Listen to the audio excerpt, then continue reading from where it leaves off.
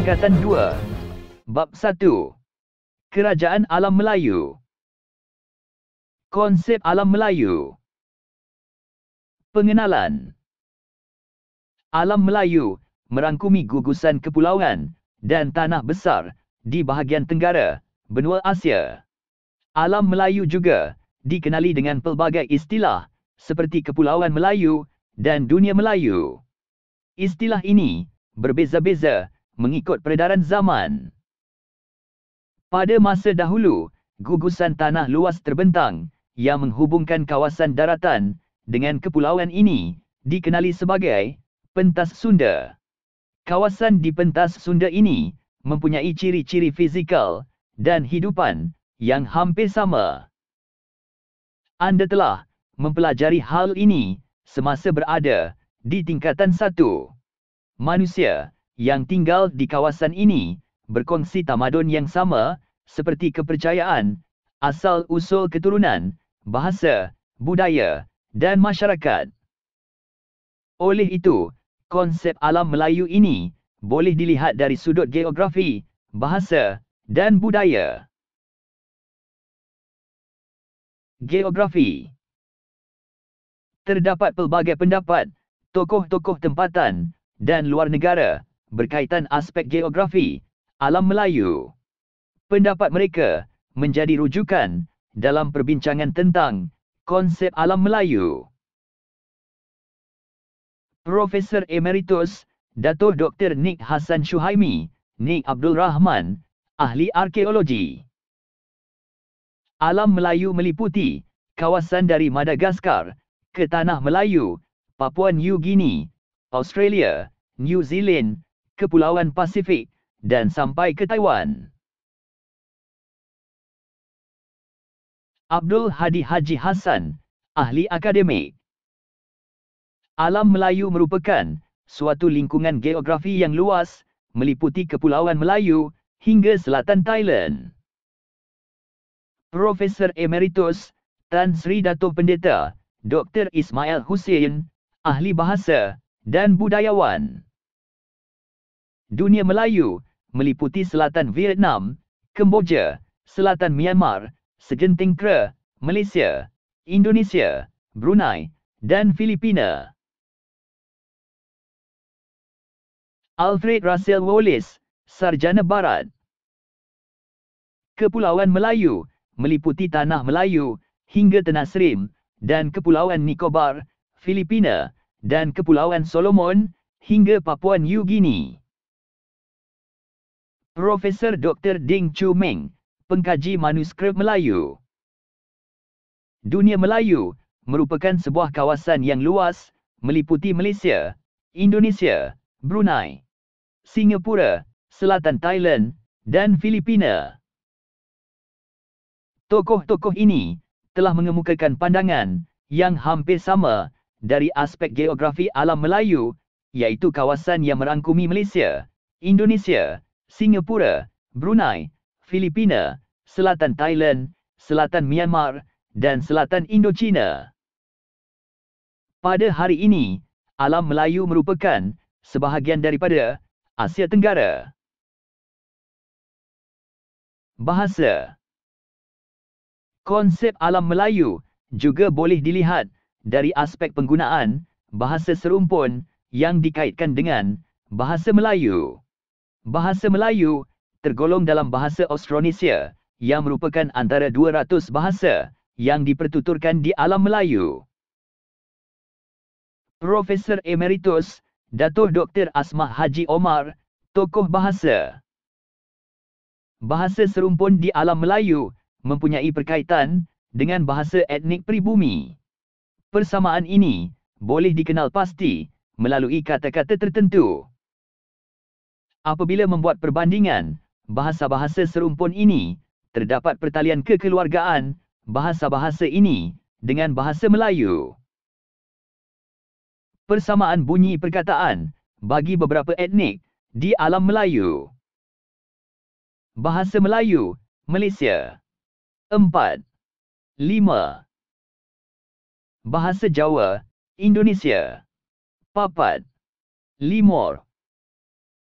Bahasa Melayu, Brunei. 4. 5. Bahasa Tagalog, Filipina. 4. 5. Bahasa Melanau, Sarawak. 4. 5. Bahasa Kadazan Dusun, Sabah. 4. 5. Sultan Takdir Alis Jahbana, tokoh bahasa. Bahasa Melayu telah digunakan secara meluas di alam Melayu sejak awal Masihi lagi. Sifat orang Melayu yang gemar belayar telah mengembangkan lagi bahasa Melayu ke alam Melayu. Tambahan pula, sifat bahasa Melayu yang sederhana dan mudah dipelajari membolehkan bahasa ini diterima di alam Melayu. Pandangan tokoh-tokoh ini menunjukkan bahawa bahasa di alam Melayu adalah serumpun dan mempunyai persamaan bunyi sebutannya. Budaya. Penduduk di alam Melayu mempunyai budaya serumpun yang merangkumi bahasa dan tulisan, persuratan, struktur sosial, kesenian, kepercayaan dan adat. Datuk A. Aziz Deraman, budayawan. Sejak awal lagi, budaya di alam Melayu ini telah berkembang maju dengan munculnya beberapa kepandaian tertentu dalam bidang kesenian. Antaranya termasuklah pembuatan gangsa dan seni mempertahankan diri. Kedua-dua kepandaian ini merupakan ciptaan asli di alam Melayu. Selain itu, nilai-nilai serumpun wujud dalam masyarakat alam Melayu, terutamanya gotong royong. Dalam aspek seni persembahan pula, muncul wayang kulit di Kelantan dan Pulau Jawa. Silat menjadi identiti budaya serumpun di alam Melayu. Persamaan budaya dalam kalangan penduduk alam Melayu membuktikan bahawa alam Melayu ini merupakan kawasan yang memiliki kebudayaan serumpun. Alam Melayu merupakan suatu lingkungan geografi yang luas dan mempunyai persamaan bahasa dan budaya. Walaupun penduduk alam Melayu kini dibahagikan kepada beberapa buah negara, tetapi ikatan keserumpunan, bahasa dan budaya masih kuat dalam kalangan penduduk di alam Melayu. Hal ini memupuk kesedaran bahawa kita serumpun di alam Melayu. Kewujudan kerajaan di alam Melayu. Pengenalan. Kerajaan alam Melayu telah bermula daripada pertempatan kecil yang berkembang menjadi pelabuhan.